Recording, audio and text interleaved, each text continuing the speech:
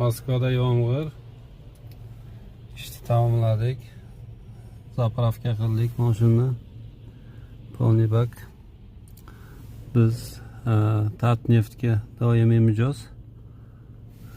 Bir oy o'shanga zapravka qilsangiz doim va nakoplение bo'ladi va bir oyda bir marta polniy bak zapravka bepul bo'ladi. Hozir benzin narxlari ham biroz ko'tarilgan. 60 rubl 59 kopeyka 92-benzin. Bu Tatneft yana bir qulaylik tarafi, bu Tataristonga qarashli. O'sha qaysi filialiga kirsa, aka-ukalar, shofyorlarga juda qulay. Mahsulotlari halol.